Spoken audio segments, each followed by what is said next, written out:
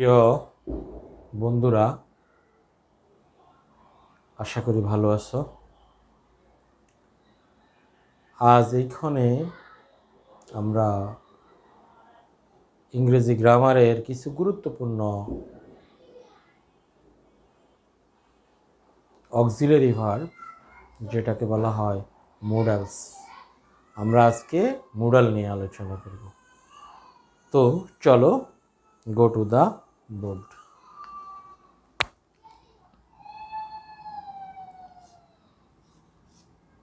MODALS,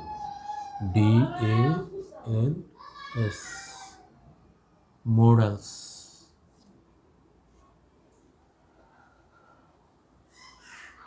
সুপ্রিয় বন্ধুরা, তোমরা জেনে থাকবে মোডালসগুলি হচ্ছে shall,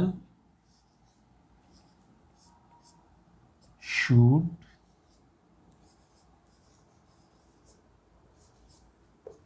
will, would,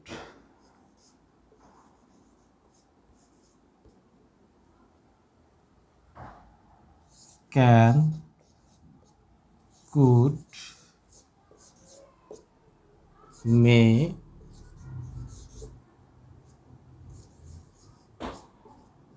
might, must, used to, ought to,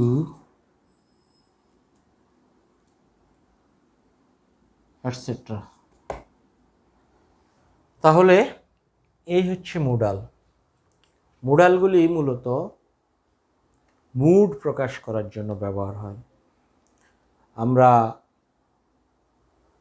আমাদেরকে প্রকাশ করার জন্য to express ourself we use some moods. To express hour moods we use modals. তাহলে একে একে আসো আলোচনা করি।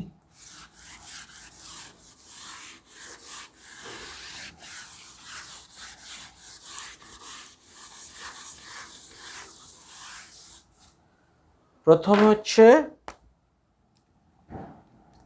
শ্যাল। এই মোডালটা আমরা ব্যবহার করি ভবিষ্যতে কোনো কিছু করব এই অর্থে। যেমন আই শ্যাল গো হোম। এই যে শ্যাল, এটা দিয়ে বোঝায় যাব, ভবিষ্যৎ প্রকাশ করার জন্য বেসিক্যালি ফার্স্ট পারসনের সাথে আই এবং উই এর সাথে শ্যাল ব্যবহার করা হয়। তারপর আসো শুড, SHOULD, শুড। 1 2 আমরা শুড ব্যবহার করি উচিত অর্থে। যেমন ধরো, আমাদের অনেক কিছু করা উচিত, আমাদের পড়াশোনা করা উচিত, আমাদের গরিবদেরকে সাহায্য করা উচিত, আমাদের নিয়মিত স্কুলে যাওয়া উচিত। উচিত অর্থে শুড ব্যবহার হয়। যেমন আমরা যদি বলতে চাই আমাদের পড়াশোনা করা উচিত, উই শুড স্টাডি। তাহলে আমরা শুড ব্যবহার করছি উচিত অর্থে, মাইন্ড ইট। উচিত এই কথাটা বোঝানোর জন্য আমরা শুড ব্যবহার করব। Number 3, will. উইল আর শ্যাল আসলে দুটোই ভবিষ্যৎকাল বোঝানোর জন্য ব্যবহৃত হয়। যেমন আমরা ফার্স্ট পারসনের সাথে শ্যাল ব্যবহার করি, সেকেন্ড পারসন এবং অন্যান্য সব পারসনের সাথে উইল ব্যবহার করতে পারি। যেমন সে স্কুলে যাবে, she will go to school. তাহলে যাবে অর্থে, যাবে অর্থে উইল ব্যবহার হয়েছে। এরপরে আসো number 4, would, WOULD, would. Would আমরা ব্যবহার করতে পারি ভবিষ্যতের, আমরা উড ভদ্রতা অর্থে ব্যবহার করতে পারি এবং অতীতের অভ্যেস বোঝাতে উড ব্যবহার করতে পারি। যেমন ভদ্রতা অর্থে কীভাবে ব্যবহার করব,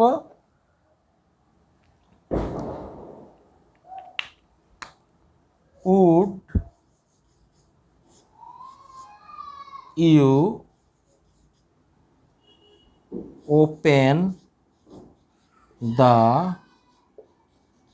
উইন্ডো প্লিজ। তাহলে এখানে উডটা ব্যবহার হয়েছে কার্টিসি অর্থে। আমরা যখন রিকোয়েস্ট করলাম যে would you open the window, মানে তুমি কি আমাকে তুমি কি জানালাটা খুলে দেবে, তাহলে উড এখানে ব্যবহার হয়েছে ভদ্রতা অর্থে, মানে রিকোয়েস্ট করার জন্য, ভদ্রভাবে রিকোয়েস্ট করার জন্য উড ব্যবহার হয়েছে। এছাড়া আমরা যদি এভাবে লিখি,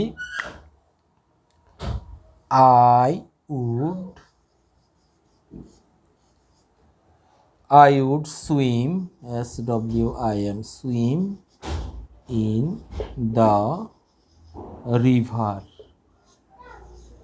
তাহলে এখানে উড ব্যবহার হয়েছে, মানে আমার অতীতকাল, অতীতে আমি নদীতে সাঁতার কাটতাম, তাহলে অতীতকালের আমার অভ্যেস বোঝানোর জন্য উড ব্যবহার হয়। যেমন ইউজ টু আমরা এখানে ব্যবহার করতে পারি, সেম থিং।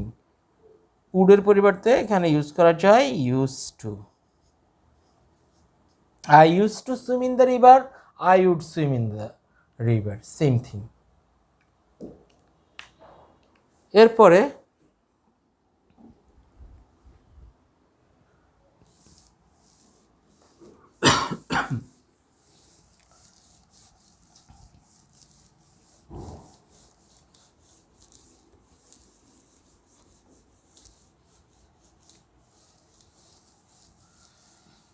এরপরে আসো can and could. Number 5, can. এই ক্যান দিয়ে মূলত অ্যাবিলিটি বোঝায়। আমাদের যখন কোনো কিছু করার অ্যাবিলিটি থাকে তখন আমরা সেখানে ক্যান ব্যবহার করি। যেমন ধরো, আই ক্যান স্পিক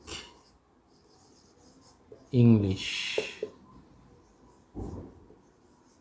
তাহলে এই যে ক্যান স্পিক, মানে আমি বলতে পারি, এটা আমার ক্ষমতা বা সামর্থ্য, ability. I can speak English, আমি ইংরেজি বলতে পারি। তাহলে পারা অর্থে ক্যান ব্যবহার হয়। তারপরে number 6, could, COULD, could. Could ব্যবহার করব আমরা, এটা কার্টিসি অর্থে ব্যবহার করা যায় এবং অতীতে আমরা কোনো কিছু করতে পারতাম, হতে পারত, অতীত অর্থে আমরা ব্যবহার করতে পারবো, আর কার্টিসি অর্থে ব্যবহার করতে পারবো। যেমন ধরো, could you help me, could you help me, তুমি কি আমাকে সাহায্য করতে পারো, বা আপনি কি আমাকে সাহায্য করতে পারেন। এখানে কুডটা ব্যবহার হয়েছে মানে ভদ্রতা অর্থে কুড। এখানে এই কুড অতীত না, এটা অতীতকালের সাথে এটার কোনো সম্পর্ক নেই, আমরা এটা বর্তমানকালে ব্যবহার করতেছি। কুড ইউ হেল্প মি, আপনি কি আমাকে সাহায্য করবেন বা করতে পারেন।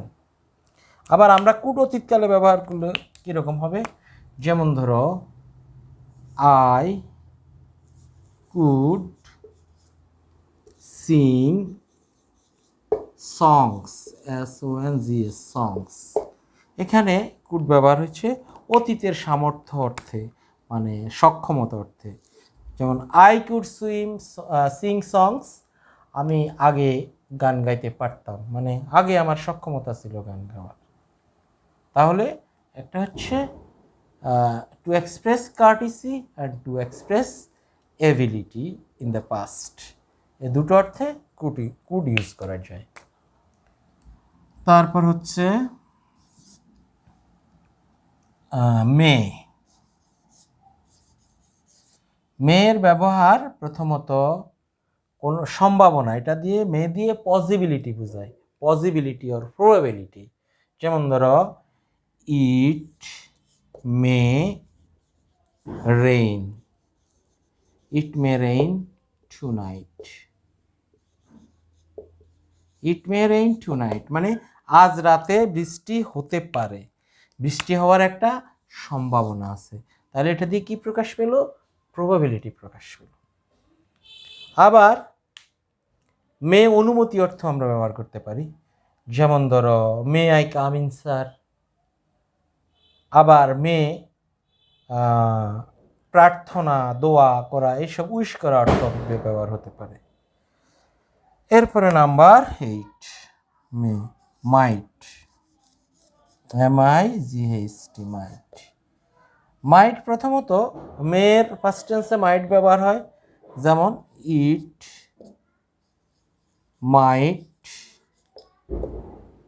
মাইট হ্যাপেন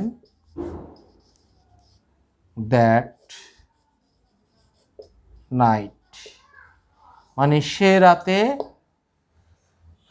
এটা ঘটতে পারতো, মানে তাহলে মেয়ের পাস্ট টেন্স হিসাবে এখানে মাইট ব্যবহার হয়েছে। ইট মাইট হ্যাপেন মানে ঘটতে পারতো, অতীতকালের সম্ভাবনা বোঝানো হয়েছে এখানে। তারপরে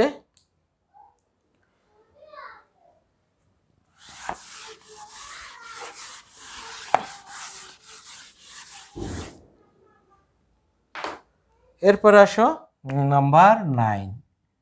নাম্বার 9-এ আমরা মাস্টের ব্যবহার শিখব, MUST must.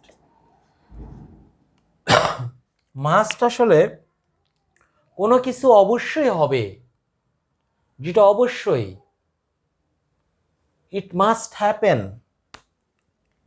It must happen, এটা অবশ্যই ঘটবে। তাহলে মাস্ট মানে অবশ্য অর্থে আমরা ব্যবহার করি। যেমন আরেকটা এক্সাম্পল নিলে man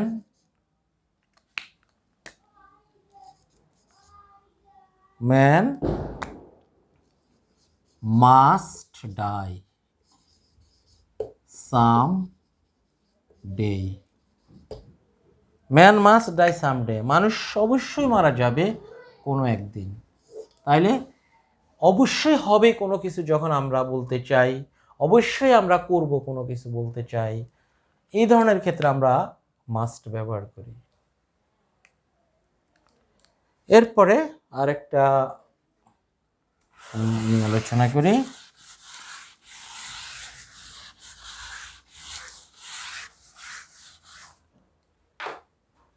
number 10 ought to, OUGHT ought to। একটু আগেই আমি বলেছি ought to আর should একই অর্থে ব্যবহার হয়, মানে উচিত অর্থে ব্যবহার হয়। যেমন we ought to help the poor। তাহলে এখানে ought to অর্থ কি হলো? যে আমাদের গরিবদেরকে সাহায্য করা উচিত, উচিত অর্থে ought to ব্যবহার হয়। নাম্বার 11 এখানে আমরা ইউজ টু, যা একটু আগে বলেছিলাম এখন আরেকবার বলছি, ইউজ টু দিয়ে মূলত অতীতকালের অভ্যেস বোঝানো হয়। যেমন I used to swim, I used